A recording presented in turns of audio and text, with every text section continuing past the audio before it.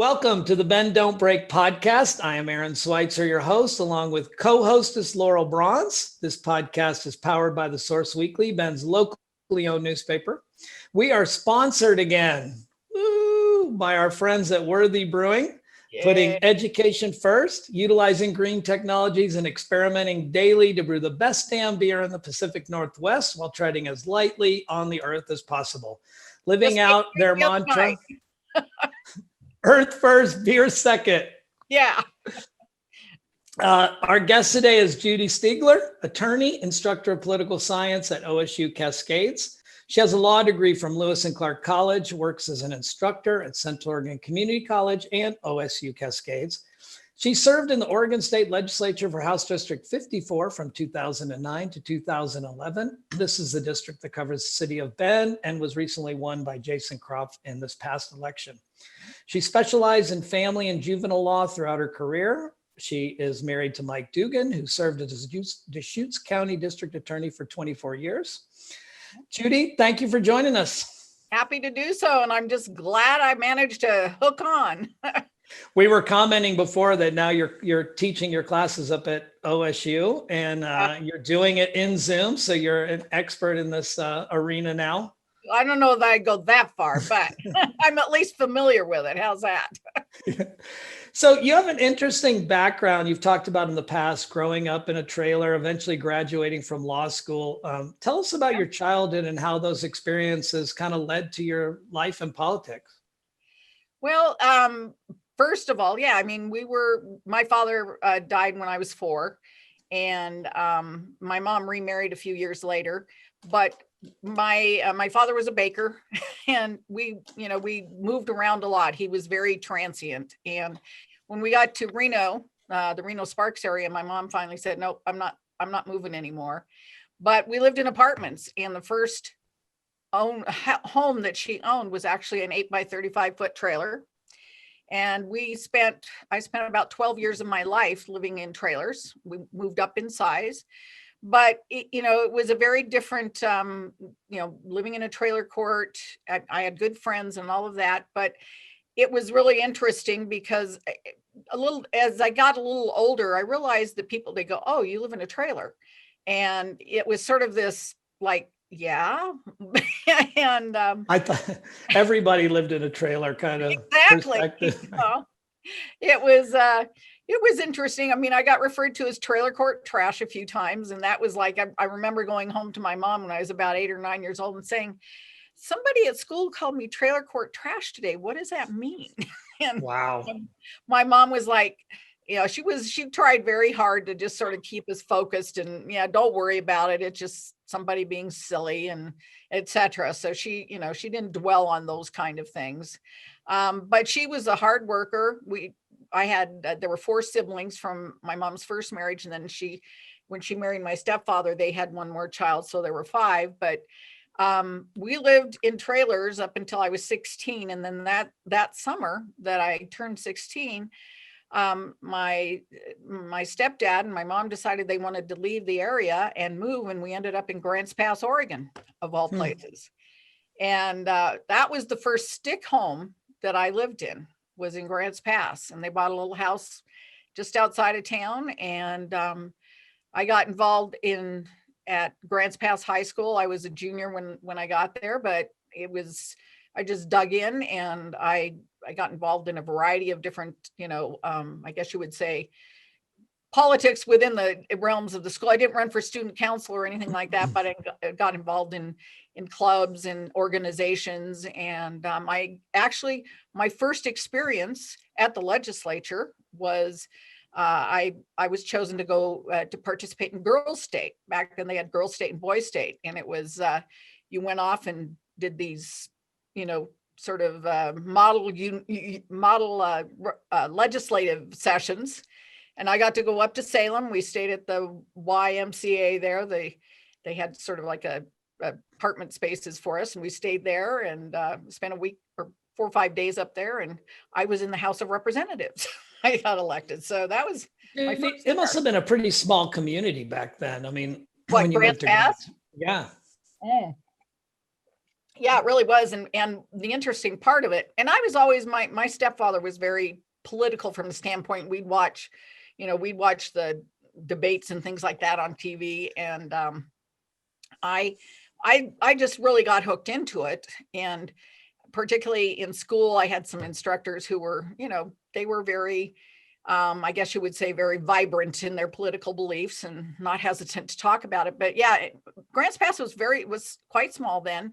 And it was really interesting because that's when some of the communes were sprouting up out in the rural areas of Josephine County. So you had the loggers, timber guys, and you had the hippies in the communes, and it was real interesting. Needless to say. It was. Oh, Judy, you and your husband have lived in Bend for 42 years, and you've both been in and out of the political scene. What are some of the most significant changes you've seen here during that period? Well, the thing that's sort of striking about Bend is that it's sort of ebbed and flowed different. I mean, it's not been monolithic any of the time that we've lived here. The city politics, it's always seemed to be more focused on the who, the what, let's get some things done. Then you elevate up the ladder and you get into the county and you get into the state. But, my husband and I were talking about this the other night, and there have been times when it seemed like, it was more conservative, times that it was more moderate, times that it was a little bit more, I guess in those days you called it liberal. But I would say that the political stance that the Central Oregon, particularly the Bend community and around us, that took was a much more moderate, no matter whether it was Republicans or Democrats who were like in the county commission or anything like that. And even at the state level, like in the legislative level, there were Democrats. Now, granted, I was the first Democrat that was elected to a legislative seat. I would think it was in 23 years. The last person before me who had actually been elected as a Democrat was Tom Troop. Now, right. Ben Westland, when he was in the legislature, he was in the House and then the Senate.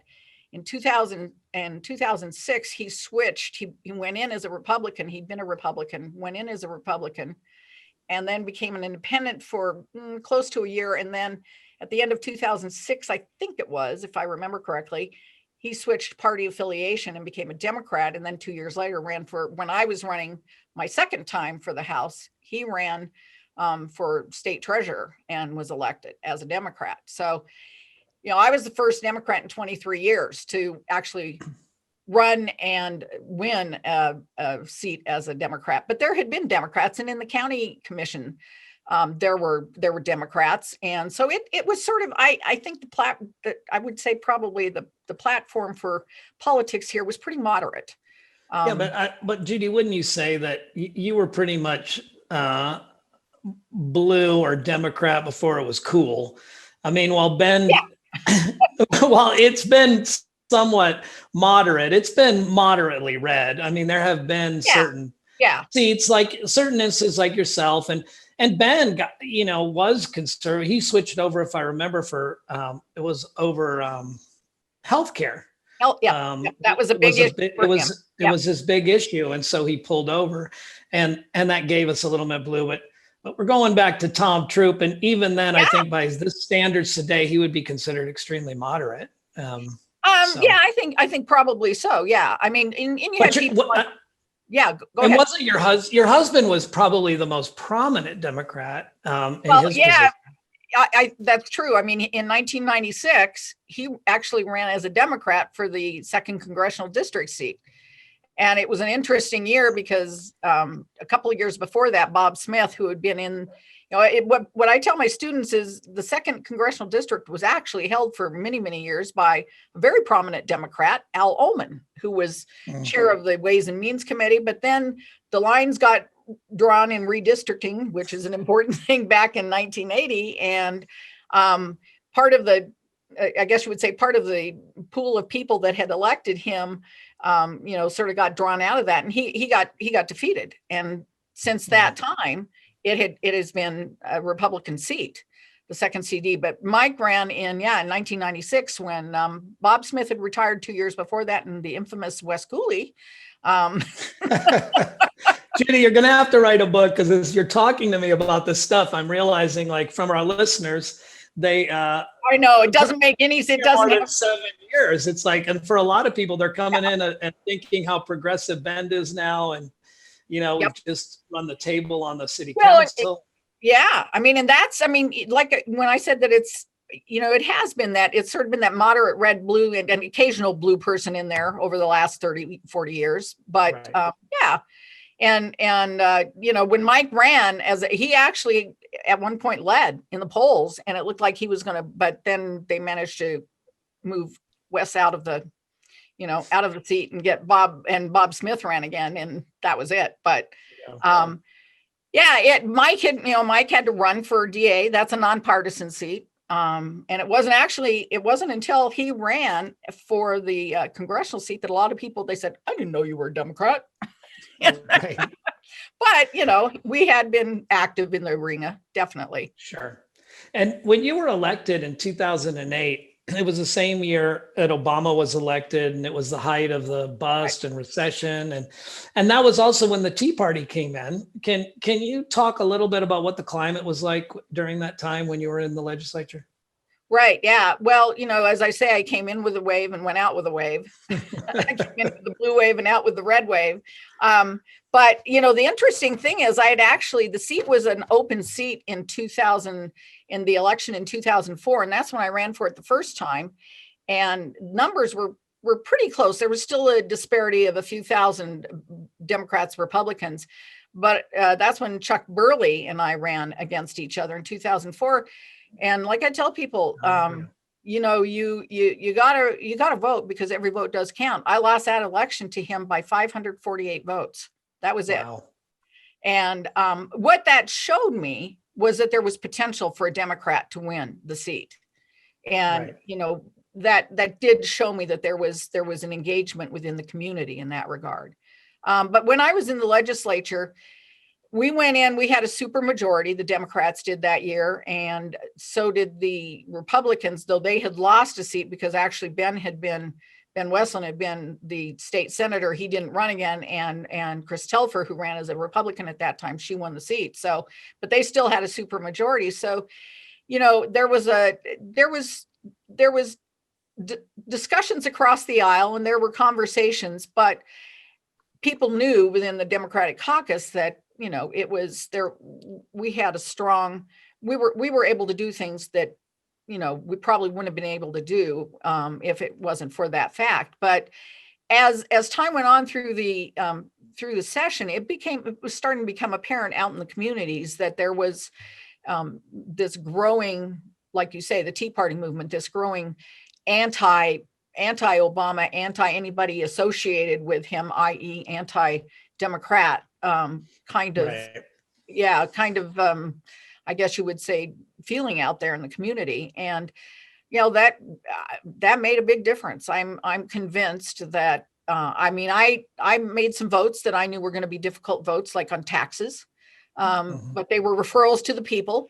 And, we're a very robust, this state is a very robust, direct democracy, in that we send a lot of things to our voters to make decisions on, a lot of things that are very impactful in our day-to-day lives. And, that's what I agreed to do. But boy, they started hammering at me midway through the session in 2009, and it continued. And it wasn't pretty. It wasn't pretty at all. So you have a lot of experience running campaigns. You ran for House District 54 3 times. And the only Democrat to hold the seat in that form anyway, since Jason Kropf just won it earlier this month. So what are some of your observations of the current race between incumbent Republican Sherry Helt and Deputy District Attorney Jason Kropf?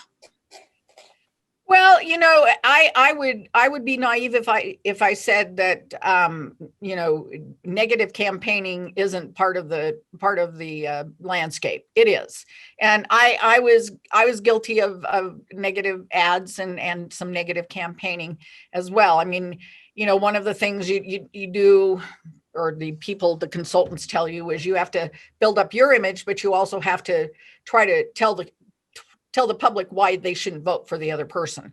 So that's where the quote unquote negative stuff comes in. But there's a limitation. And I think the best way for me to describe, I was very disappointed in how, I guess you would say, how down in the dirt that campaign got. And I think it went way beyond. And it's pretty standard form, pretty pro forma to have some aspect of negative campaigning within campaigns. That's just sort of the lay of the land. But this one went beyond that, and it was disappointing. And Judy, one of the observations that I made during this race, I mean, we talked about it a little bit in your class, was how much money is now coming into these races. I mean, since you ran, it's more than doubled. And it felt to me more, when I looked at that race this year, that there was more outside communication, marketing, messaging coming into this race than we had seen in the past. This was, in a way, they got down in the dirt. It was much more sophisticated in the ways that the attacks were trying to reach certain groups of voters. Did you experience much more? Yeah, it was a lot more targeted in that regard. And I think we've been seeing, I think there were a couple of things that happened. Number one, this is, it's gone from a swing district, District 54, to pretty solidly blue Democrat seat. Sure. And, the phenomena that happened back 2 years ago was really an oddity. I mean, the Democratic side of it just sort of imploded and fell apart. And that's a whole nother podcast. Yeah, Judy, that's a whole nother one. I won't get into that. But needless to say, what you had, a situation where you had a Republican in a seat, and they wanted to keep that Republican. They wanted to keep her here. They wanted to keep this seat because they saw the numbers. You know what the numbers are, and so that was part of the motivation. And then the other side, of course, was that on the Democratic side, they had a good, solid, robust candidate, and they were going to take this puppy back. They hadn't had it for 10 years, and they wanted it back, and they wanted to keep it. That being said, I mean, the money has been growing, quite frankly, over time. And particularly in races like this that are sort of targeted races. And my race in 2004 and 2008, they were at that time some of the most expensive House races that this state had ever seen, more expensive than some of the ones over in the Valley. And it was crazy. I mean, I think I spent in 2004 something like $300,000, which was obscene for a House race. Now, of course, they were spending in the millions, but and I think what you've got too, because things are becoming so polarized, not only at the national level, but that's sinking down to the state and the local levels. And so you're seeing people and organizations that really that have investments, or that have a point and a purpose behind getting certain people elected. And so they're willing to throw that money in there. And I think what you're seeing is, that pool of money is just opening up huge. And, my guess is we're just beginning to see, how far this goes. It's no longer just calling up your local people and saying, can you give me $50? It's gone way beyond that. And so one of the things, I was just having a discussion with somebody after our editorial this week, where we, in our editorial, we talked about trying to push us out of this emergency environment in terms of governance back more towards a legislative solutions for the long term. Right. And the comeback to me, what I thought was interesting, the person was saying that the legislature's become so dysfunctional, there's so much deadlock, the Republicans could walk out, we could have stuff that perhaps it was better to stay in a place where we had a smaller authority in a smaller area like the governorship. How do you feel about, people who say the legislature's deadlocked, it's not functioning as a body? Is this new? It seems to me like this is just status quo. Well, I can say very honestly that there are aspects of that when I was in the legislature, absolutely. But there were also, there was a robust belief on the part of many of the legislators, and I'd hope to think that it exists still, that their job is to get something done and their job is to be there for the people. I've been very disappointed. The last, the 2019 and 20 sessions were,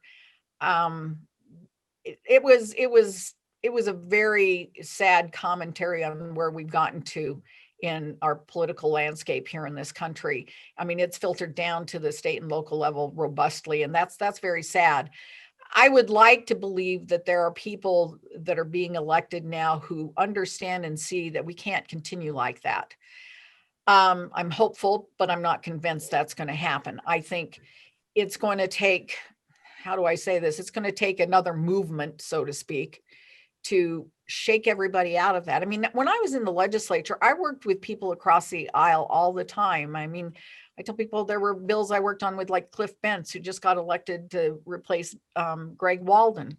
I mean, I had conversations with all sorts of people across the aisle, and, the focus, I mean, you sort of have to balance it between, okay, here's my, here's what I want to see get done. And okay, I'm going to oppose anything and everything. So, right. I mean, it's a tricky path to walk down. I would like to believe that there's a good core of the people that have been elected on both sides of the aisle that say, hey, we've got work to do and we need to get to it. Well, I thought that, in light of the last session, I thought that the Republican walkouts was a good example of, it was a good example of the election cycle working, because it was such a negative talking point for those candidates. The inability of the Republicans to vote for something that the majority of the representatives favored and to not vote on it by walking really came up over and over again in the discussions about candidates. Did you walk? What did you do to stop the walk? Should you get endorsed if you walked or didn't walk? It was, I don't know. I thought what should happen. I thought it was appropriate. Oh, I think it was very appropriate that became a focal point in the subsequent election. There's no way on God's green earth, I hope that if the tables had been reversed, that I would have participated in such an action. And I hope I would have had the gall and the strength to speak up against it. I understand that sometimes, and there were discussions when I was in the legislature that we had in our caucus that, let's not hammer people over the head with the fact that, yeah, we've got the votes. Let's look at what we can actually accomplish without just being able to say, ha, ha, ha, I got this all done no matter what. Sure. So there needs to be that balance in there too. But reacting this way, it was sort of like, it was like throwing a tantrum by a 5-year-old, and it's not productive. And I think actually it probably hurt a lot of those folks. Well, what it's done just in practical conversation is say, and it has real effects in the discussion about these emergency declarations, where people are coming back to me and saying, why would you want the legislature to work on something so important? They can't. Well, I understand that sentiment, but I do believe that they can. Yeah, I do too. I just, I have to have that element of faith in there. Otherwise, we just throw our hands up and walk away and say, well, to hell with the government, and to hell with our political process, and to hell with everything else. Let's just whatever. And, we can't exist like that. No, I hope not. I hope that's not where we're going. No, we can't. I can assure you. There's some aspects right now at the national level that leave me with my teeth, grinding, but Yeah. So Laurel, I mean, did you? hope that enough people, there's a core of people in the legislature on both sides that say, okay, we were elected to come here and do some work, and let's get Yeah. it done. I still believe in the body. I'm with you. I'd rather not have government by fiat or anarchy. Either one of them sounds bad to me. Either way, either way, Laurel's having a good time there. I can tell. No, I mean, and again, I may be a little bit naive, but been around for a while. As I tell my students, I turned 18 the year 18-year-olds first got to vote. So it's there, it's in my blood, and I believe truly in our process and in our system. And it is as many bumps in the road as we have, and as many side tracks and all of the other metaphors you can come up with. It's still, I believe, it's still as probably the best system around the world with the prospect of getting things done and getting things done for the people. Were you surprised about the results of the local council races, the huge blue wave that swept through there? I was a bit surprised. I think there are a couple things there. I think that the very active progressive community in Bend is, I think they saw that if they sort of engaged a broader scope of voters, they could get the job done, i.e. they could win those seats. And I think they worked hard. They had they had a whole network of people out there. Even though you couldn't go door to door this time, they had all sorts of ways to get the word or the message out. I think there was a lot on the folks that lost. I think there was a lot of taking some of that, some things for granted, that there was still that solid core support there. And, we don't need to worry about it. But I think what this showed is, hello, wake up and smell the coffee grounds. You do, you do the hard work. You be consistent in your message, and you get your voters engaged, and you get them out there, you're going to come up with the win. I mean, just like in that House race, it just felt to me locally like, the Democrats had a sophisticated PAC for the first time. Yeah. They've kind of watched and sat on the sidelines before, as chamber PACs and the real estate PACs and those guys would handpick candidates and really fund them. Yep. And it just seemed like, Democrats never had that mechanism, and they have that now. And it's a sign of, I think, how Bend is evolving as a political market. Yeah, and I think you're absolutely right, Aaron, in that regard. I think that there it's a more coordinated effort, and I think there's a realization that it's not just at the state and national level where we can have an impact and we can have success. That where it counts to a large degree is what we're doing down here on the ground, and we can get these. We can get things turning our direction, and I think they've done an admirable job of coalescing and coordinating. Do you, there's always been that perception, and actually it's probably not perception, it's probably real, that the Valley pays little regard to this side of the mountain in terms of politicking and putting efforts into grooming. Do you think that's going to change now? Because it looks like they've got a little blue base here. I think you're going to see. Yeah, I think you're going to see more interest in. I think it's been coming. It's been coming for a while, quite frankly. I mean, when I ran, I had significant support from both from the state party as well as various people around the state. Because they saw that possibility, quite frankly. They saw, well, this could happen. We could maybe get a seat over there in Central Oregon. And so I think as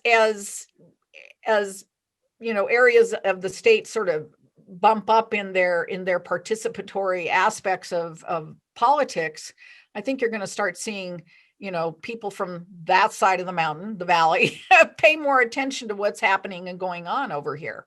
Because Yeah. for people running for statewide office, they can't ignore us. They can't leave us alone. Yeah, I can imagine. Before, it seems like for your period where it was more dabbling, it was more, hey, we might be able to get that seat. Should we put some money into that race? Yeah, let's put some money. It feels like now, given what they're going to see in terms of returns and the number of Democratic voters, that if those Democrats can bring some money back from the state house, that this may be some place where they look to expand. I mean, there's Bence's seat, which, I think McLeod came very close, or made a really good showing in making some efforts against Walden. I can see them starting to make serious investments over here and trying to win over voters. Yeah, and one of the big issues is going to have to be is that they've got to listen. Folks have got to listen, because the issues that are, and the thing about it is everybody assumes that everything east of the mountains is monolithic, is all the same. Well, no, issues are different parts. I mean, hello, wake up and again, those coffee grounds. We've got to be in attuned to the fact that, just because if you live in Medford, you're going to have different issues than if you're living over in Ontario or if you're up in Pendleton. So there are. Sure. And I think, I think what needs to happen is the folks over there need to start paying more attention to that as well. Yeah. So can't just leave it, they assume they know all of the different issues. I mean, that's one of the things when you're in an area like this and you happen to be serving in the legislature in a body like that, you want to make sure that they understand what's going on and what's happening and hey, how this particular decision might impact somebody over here. I mean, I'll give you just a quick example. One of the things that came up big in 2009 is they wanted a craft beer tax. They wanted to. Oh, I remember. Yeah. And I'm like, are you nuts? Do you know what that would do to Central Oregon? You got me? Hello.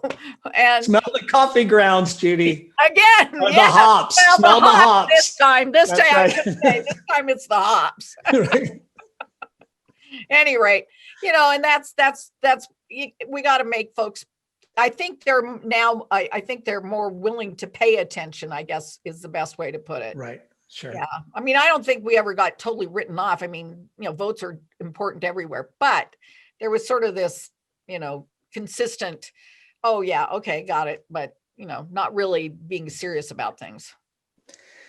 Judy, we are at the end of our time. Is there anything you'd like to speak to that we didn't cover, or anything you want to say to listeners? Well, I just hope, again, I hope the public out there, listeners, don't give up.